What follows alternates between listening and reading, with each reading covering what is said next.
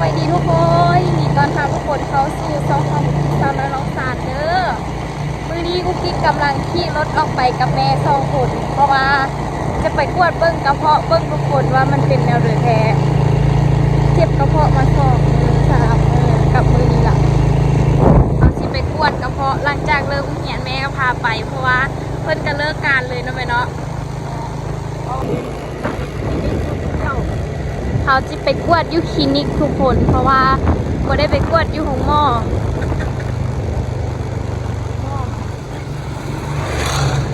หมอคิวโดนโทษเพราะว่าคุณกินข้าวเหี่ยนแล้วโอ้โหจะได้พวกต่อเลย แม่น ไปนิดเรา แม่มะพร้าวเอ้ยอ่อนเป็นตะเซบมันเป็นสีเรื่องๆนะอ๋อพอคาคายมะพร้าวเนาะงามเนาะ ข้าวไฟเลย ว่า เป็นยาแล้วค่ะ ยาอันเดิม ถ้าคนชื่อผ่าหรือว่าเดินเอาเงินเอาคำใส่หันละกินแบบลุงกูเน่งบอกอันเดียวเราเอาคนเบา ว่า เพราะมันเป็นยา ไอ้อู้ แม่จะบอก เออ อ้าว ไอ้อู้ ผ่าแน่นอน เอาไปคิดคือกัน เพราะว่ารถแนวนี้เห็นแต่ไอ้ตัวหมีเดียว เรียกว่าผู้ชายแม่ว่าเป็นผู้ชายเรายุ่งกว่า แล้วเบิ้งมาแต่ไกลก็คือกัน เบิ้งป้ายรถ กระโดดก็ เบิ้งป้ายรถจิ้นคูแม่นไอ้อู้ มาจากไกลๆพุ่นก็ว่าเป็นเราซุ่มผู้ชาย มะพร้าวไฟนี่บ้านเฮาแม่นผู้เดียวมี ไม่มีไล่คน แม่นว่า มันเป็นที่เรื่องข่าวไป แก้ก็เป็นสีเรื่องอันนี้ก็เป็นสีเรื่องเลยวะโอ้ เราข้าวมาขายไก่ที่ห่อเขาทุกทีก็ แม่ใกล้สิห่อเขาสุดที่ซ่องแล้วเริ่มห่อเขาอีกละไปเบิ่งกันว่าคนกวดอีกสิเป็นอะไรนี่มาฮอดแล้วทุกคนมาฮอดคลินิกแล้ว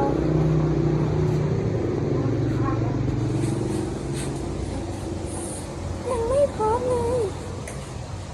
เอาว่ามีคนอยู่อ่ะฮะเป็นเหียนจุกจิกเหียนจุกจิกอยู่ด้านนั้น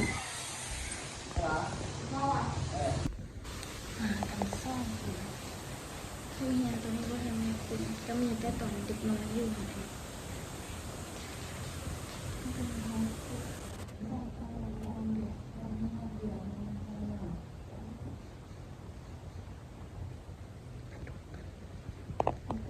จะได้เป็นกวดจริงๆผมพอปีนึงได้มากวดตลอดเดี๋ยวมาหาเพื่อนกวดกันทุกคนคงเฮียนน้องกุ๊กกิ๊กเกียงไว้ใจ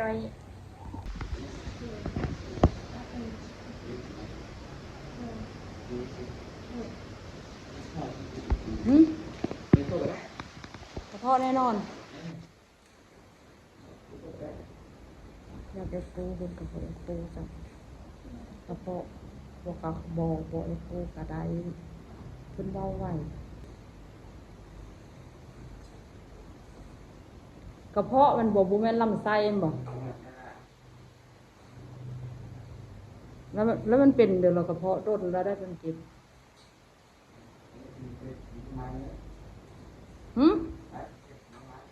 รู้ว่ากินเผ็ดไม่ให้กินหน่อไม้ข้าเข้ามักคนบอกจังเจ็บดุเนาะสอนเนาะ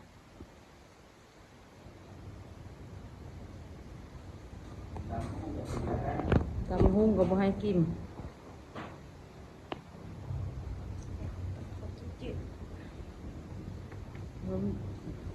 แม่บดมืออึ้มแม่ที่เอาวันนั้นไปจักกุกหมกกันกล้วยเลยเป็นพองกินมาดีเลย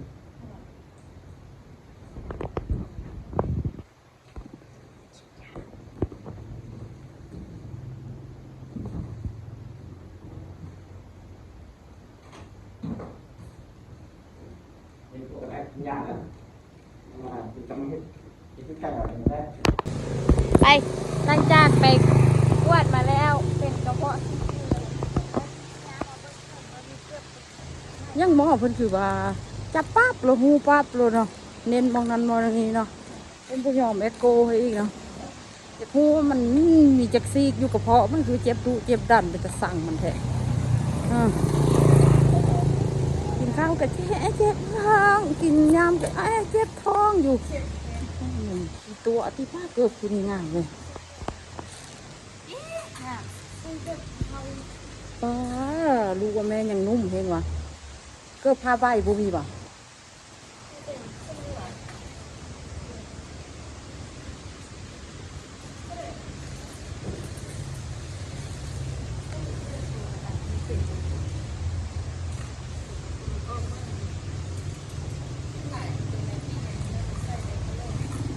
ถ้ามีคุ้น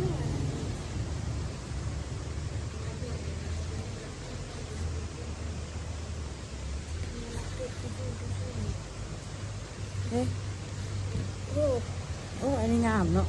เสื้อเป็นเทพ อายเสื้อได้ป่ะนี่บ่งามเด็กก็อ่านบ่งามบ่ได้ซ้ำ เป็นล้านไม้ที่เกินนี่วะเสื้อเป็นยาวจริงเนาะนั่งดูสิไปหาไหมนี่ทุกคนตอนนี้กินข้าวเสร็จแล้วเด้อไปกวนมาแล้วแรกคิดว่าชีได้ไปแอคโกเบิ้งเลยแรกก็ยังแอคโกเบิ้งคือแอคเบิ้งข้างในมันว่ามันเป็นได้แต่ว่าท่านหมอว่าบอแอคโกเบิ้งก็ได้เพราะว่าเป็นกระเพาะซื่อเป็นกระเพาะฮะบัวแล้วไอแล้วนอนยังเป็นกระเพาะที่ให้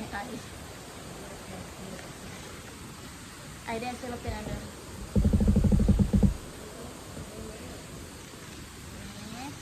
นี่ทุกคนอันนี้มันยาที่ติดใจมาได้มาหลายอันอยู่ได้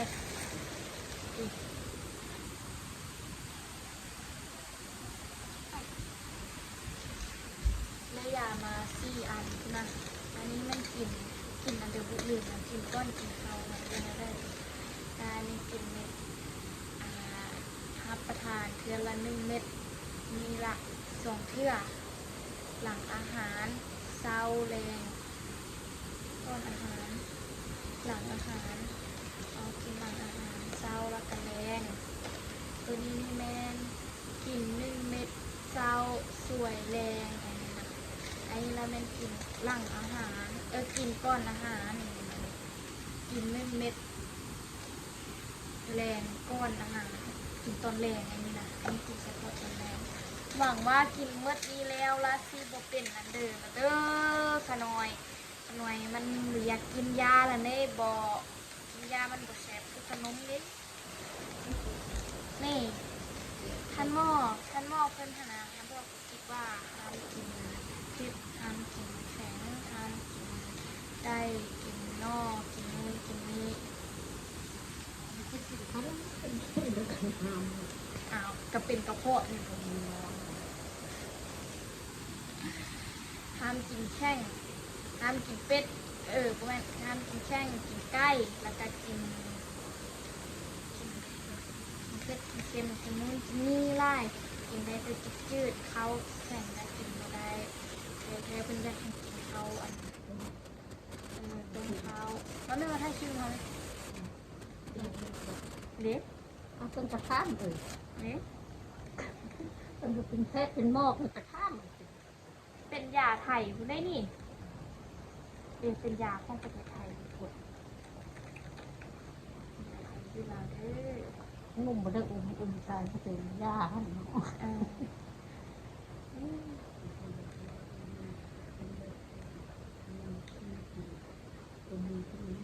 อันนี้ยังใส่ชุดนักเรียนอยู่เพราะว่า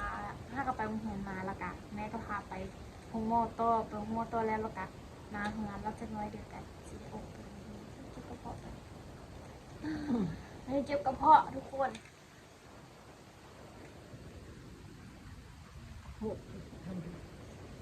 เนี่ยนี่มัน วันนี้แม่ตุซี่อารมณ์ดีวันนี้นะทุกคน ต้องโชกกระบอกอีกจบเจ็บกระเพาะแล้ววันนี้เงี้ยหนูก็อ้าวรู้ว่ากันข้ามซีนอยู่นี่สั วันนี้จะแม่นอารมณ์ดีนะซูซี่นะแม่หัวอีกอยู่ซะเพิ่นเป็นกระเพาะแล้วหัวเพิ่นมึงไหมบ่นแห้งมาบ่นนี้ เอาเจ้ากระเพาะกันเน้นกระเพาะตัวเราสิให้ไปเน้นอยู่ใส่เนาะไปแม่ปูนี่นะแล้วนางหัวควันขี้แม่นั่งอยู่นี่แม่ส่วนมาให้ขี้แม่อยากให้บุกี้ไปเป็นหม้อหรือว่าบุกี้สิไปเป็นหม้อแล้วมารักษาตัวเองดีกว่าแต่ว่าอยากไปเป็นสาวอันรถไฟแล้วก็สาวแอร์โฮสเตสทุกคนรู้ว่าความฝันจะเป็นจริงเพราะว่าตอนนี้เรียนภาษาก็ยังไม่ได้ซ้ำได้น้อยนึงจะได้รักษาพยาธิก่อนเพราะว่าที่เป็นกระเพาะนี่ได้โดนแล้วทุกคนตอนนี้ก็เริ่มหิวเขาเนี่ยนะหิวเขาแต่ว่ากินข้าวบ่ได้เลยกินข้าวได้น้อยนึงแล้วมันจะเป็นกระเพาะเป็นเนี่ยกระเพาะเป็นน้ำมันบ่ย่อยเพราะว่าเนี่ยเป็นกระเพาะบ่ย่อยกินแล้วมันก็มาคาอยู่อันนี้รู้สึกว่ามันคาอยู่คือสิอยากออกอยู่ตลอด24 ชั่วโมงสินะแล้วก็เลยว่ากินข้าวบ่ได้ช่วงนี้ฮันบ่ได้กินข้าวเลยเบิ่งความจ้อยนะแค่นี้ซ้ำนี่แค่นี้ซ้ำนี่แค่น้อยๆซะลาไปฮันว่าสิไปซื้อเกิบที่แม่พัชิตาเพิ่นเอาเงินให้เนาะทุกคนเนาะว่าสิไปซื้อแล้วแต่ว่าไปเบิ่งเกิบแต่ว่าบ่เห็นเกิบนะทุกคนแต่ว่าบ่เห็นเกิบอันนี้ก็เป็นเงินที่แม่พัชิตาเอาให้น้องกุ๊กกิ๊กเด้อแต่ว่ากุ๊กกิ๊กจ่ายไปแล้ว30,000 กีบเพราะว่าฮู้ราคาเกิบอยู่ที่100,000 กับ 70,000 กีบเหลือพอดีเป๊ะๆเหลือ100,000 กับ 70,000 กีบทุกคนคือกุ๊กกิ๊กหันไปซื้อน้ำให้เบอร์ดี้กินจอกหนึ่งแล้วก็ให้ตัวเองกินจอกหนึ่งเงินก็เลยเหลือซัมนี่แต่ว่าก็พอเนาะทุกคนเนาะเพราะว่าเขาไปถามทานข้าวขึ้นมาแล้วจริงคือเงินเนาะทุกคนเนาะกุ๊กกิ๊กต้องขอบใจแม่พัชิตาหลายๆเด้อที่ฝากเงินมาให้น้องกุ๊กกิ๊กฝากมาให้กุ๊กกิ๊กเมื่อวานนี้พอโตเงินอันนี้นะแล้วมื้ออื่นมื้อแรงเดี๋ยวมื้อแรงสิไปเหี่ยงเติมน้ำมันละแล้วสิขี่ขึ้นไปตลาดใหม่แล้วก็สิไปซื้อพร้อมเลยเบิ่งห้างขายเกิร์วันนั้นอยู่คนเล่าคนใดกุ๊กกิ๊กอยู่คนมองคนอยู่คนเล่าห้างขายเกิร์นะคนเล่ากับคนมองบริใกล้กันปานใดไก่เนาะเพราะว่าคนเล่าคันเป็นตัวเมืองส่วนบ้านน้องกิ๊กคันคือว่าอยู่เขตนอกเมืองหรือว่าไกลเลยแหละไกลเมืองอยู่นิดหน่อยเก็บกระเพาะอีกนี่คืนนี้ไปกินซีสวนได้กินน้อยเดียวเพราะว่ากินกระเพาะได้เจ็บกระเพาะพันกับปิ้งซีนแอนเอ็นท่านกับกินได้จากไม้4 ไม้3 ไม้กิน3 ไม้ไม้ที่3บุ้มเบิดละได้ให้แม่เอาไปกินให้เพราะมันเจ็บช่วงที่กุ๊กกิ๊กกินตรงข้าวเปียกหันเพราะว่าเป็นน้ำจิ้มลายเพราะว่าไปกวดงวดแล้วงวดปีกายนี้ไปกวดไปซ่องเบิ้งแล้วล่ะเพิ่นบอกว่ามันเป็นกระเพาะเนี่ยเนื่องจากกินลายตอนนั้นช่วงนั้นกินลายแล้วช่วงนี้ก็แบบค่อยๆงดอาหารลงละมือนั้นท่านกินตรงข้าวเปียกถือว่าเอาลายแต่ละเจ้าท่านบ่ได้กินลายแต่เชื่อนั้นท่านหิวข้าวแห่งแบบลายใช่ไหมแล้วก็แบบมือนั้นก็มันก็เห็นให้เจ็บกระเพาะตั้งแต่มือนั้นมามือนั้นก็เจ็บแล้วก็อืดกระเพาะอีกแล้วก็แบบมันเป็นจริงๆว่ามันแน่นตั้งแต่มือกินตรงข้าวเปียกมือนั้นได้3-4 มือล่างก็เริ่มเจ็บกระเพาะมาเลยแล้วก็แบบตอนนี้ก็คือเดี่ยวทุกคนตอนนี้ก็คือแบบมีข้องกินขาอยู่คอนี่คือคิดออกคือตอนที่หมอเน้นกระเพาะหันนะตอนที่หมอเน้นบนกระเพาะหันคือแบบมันสิจวดจัดออกมาเลยครับมันอืดแหงตอนนั้นนะลาหมอเพิ่นก็ถือว่าเก่งเติบอยู่นะแบบเน้นบนเดิมแบบแล้วเพิ่นก็ฮู้เลยว่าเขาเป็นเนี่ยซึ่งวันแล้วนี่เขาไปกวดอยู่ใช่ว่าวันแล้วนี่ไปส่องเอ็กโกเบิ่งกระเพาะแล้วก็เบิ่งวันแล้วนี่ไปส่องเบิ่งกระเพาะแด้แล้วก็วันนั้นทันเป็นไข้หนักวันนั้นเป็นไข้หนักไปกวดเลือดแด้ทุกคนแม่นบ่ว่าแม่นละกวดเลือดกับกวดกระเพาะพร้อมกันวันแล้วหันกระเพาะเป็นกระเพาะอันเดียวกับหูลืมละแล้วก็ไปกวดเลือดตอนนั้นท่านเป็นไข้หนักยานเป็นไข้หนุ่มไปกวดเลือดก็แปลว่า เลือดท่านมันเข้มเกินไปตอนนั้นท่านเป็นไข้แบบอาการแบบตัวฮ้อนแห้งทุกคนตัวฮ้อนแห้งละกิ๊บบ่ได้กินน้ำเลยเบิดมือบ่ได้กินน้ำเพราะว่ากิ๊บเป็นคนนึงที่บ่ค่อยมากินน้ำสินะแล้วก็เฮ็ดให้ไปกวดเนาะทุกคนเนาะเฮ็ดให้แบบตอนที่เพิ่นดูดเลือดขึ้นมาหันก็ฮู้เลยแบบว่าเลือดตัวเองบ่งามสิเลือดท่านสิเป็นสีดำแบบคล้ายๆทุกคนคือแบบเอาไปต้มน้ำเลยสินะไปต้มน้ำร้อนเอาเลือดไปต้มแล้วมันร้อนๆค่ะทุกคนนะเฮ็ดให้ดำๆนะเป็นจังซั่นเลยล่ะค่านั้นมาที่ก็เริ่มมักกินน้ำมาหลังจากที่มีบ้านมือไปขึ้นนะคะเห็นว่าเลือดทันแบบจางลงแล้วมันก็เป็นสีปกติได้แล้วทุกคนแต่กับบุถึงกับชัวร์ดอกตอนนี้ก็เริ่มหิวข้าวแล้วเนาะทุกคนเนาะเดี๋ยวโว้ท้องแล้วคุณน่ะเดี๋ยวกินข้าวตรงไปกินข้าวก่อนได้ทุกคนเด้อเดี๋ยวสิอัปเดตอาการให้ทุกคนเบิ่งเรื่อยๆเนาะถ้ากินยังบ่ดีก็คือสิได้ไปส่งแท้ๆแล้วทุกคนว่าสิเป็นจะได้เนาะทุกคนเนาะเดี๋ยวคลิปนี้ไปก่อนมื้อนี้ได้ยามากินนำเป็นจำนวนเงินอยู่ที่100,000 กีบประมาณ200 บาทเนาะทุกคนเนาะไปซื้อยาในมื้อนี้เบิดไป200 บาทเด้อกวดอยู่ที่น้าเฮียนทุกคนเพิ่นบอกว่าถ้ากินมายังบ่ดีให้ไปซักยายานแห้งเดี๋ยวคลิปนี้ไปกันทุกคนเด้อเจอกันในคลิปวิดีโอหน้าว่าจะพาไปที่สิไปใส่สมุดยาวคลิปวิดีโอนี้ไปก่อนทุกคนจบเป็นเพียงซ้ำนี้เดี๋ยวที่จะมางดเผ็ดงดเข้มงดแข็งแล้วก็งดหน่อไม้เพราะว่ากินหน่อไม้ได้ที่ท่านมักที่สุดก็คือแกงหน่อไม้ได้ส่วนกันว่าสิไปเอ็ดแกงหน่อไม้แต่ว่ากินไม่ได้แล้วเดี๋ยวที่นี้เลยกันทุกคนเด้อบ๊ายบาย